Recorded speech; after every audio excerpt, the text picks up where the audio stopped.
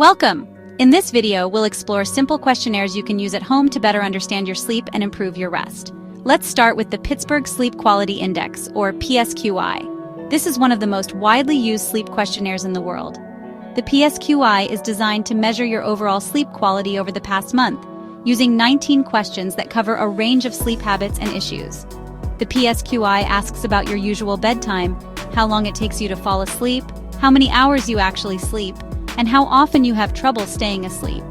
For example, one question might be, during the past month, how often have you had trouble sleeping because you woke up in the middle of the night or early morning? Each answer is scored, and the total PSQI score ranges from 0 to 21. A score of 5 or less generally indicates good sleep quality, while a score above 5 suggests you may have significant sleep difficulties. If your score is high, it's a good idea to discuss it with your doctor. Next is the Epworth Sleepiness Scale. This tool measures your level of daytime sleepiness by asking how likely you are to doze off in 8 everyday situations, such as sitting and reading, watching TV, or riding as a passenger in a car. For each situation, you rate your chance of dozing from 0, meaning you would never doze, to 3, meaning you are very likely to doze. For example, how likely are you to doze while sitting quietly after lunch without alcohol? Add up your scores for a total between 0 and 24. A score of 10 or less is considered normal. Scores above 10 suggest excessive daytime sleepiness, which may be a sign of a sleep disorder. If your score is high, consider seeking medical advice. The Insomnia Severity Index, or ISI, is a short 7-question survey that helps you and your doctor understand the severity and impact of insomnia. It asks about difficulty falling asleep, staying asleep, and waking up too early. The ISI also asks how much your sleep problems interfere with daily life and how worried you are about them. For example, how satisfied are you with your current sleep pattern? And how noticeable to others do you think your sleep problem is? Each answer is scored from 0 to 4, and the total score ranges from 0 to 28. Scores of 0, 7 mean no clinically significant insomnia, 8, 14 suggest mild insomnia, 15, 21 moderate, and 22, 28 severe. Use your score to track changes over time or to discuss with your healthcare provider. The Stop Bang questionnaire is a quick screener for obstructive sleep apnea risk. It asks about snoring, tiredness, observed apnea, high blood pressure, body mass index, age, neck circumference, and gender. Each yes answer scores 1 point. For example, do you snore loudly? Or, has anyone observed you stop breathing during sleep?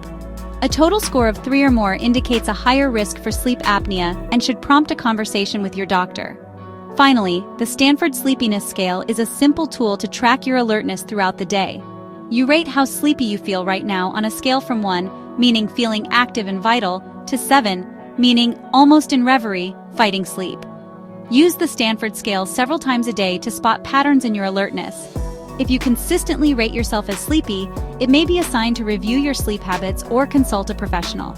All of these questionnaires are freely available online and easy to use at home. By answering honestly and tracking your scores, you can gain valuable insights into your sleep health and take the first step toward better rest. So, you've taken the time to answer a few of these questionnaires. You've looked at your scores from the PSQI, Epworth Sleepiness Scale, and perhaps the numbers are higher than you expected. What now? The first and most important thing is not to panic. This information is not a diagnosis. It is a starting point.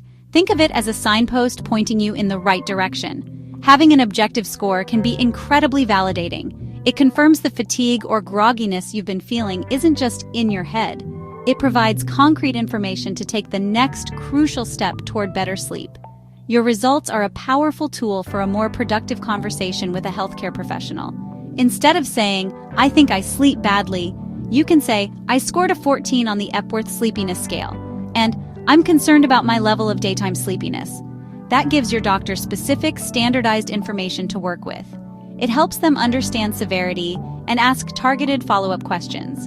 It transforms the conversation from a vague complaint into a collaborative investigation. Based on your scores and conversation, your doctor can guide the best course of action. For many with mild to moderate issues, the solution may lie in improving sleep hygiene. Stick to a regular sleep schedule, even on weekends.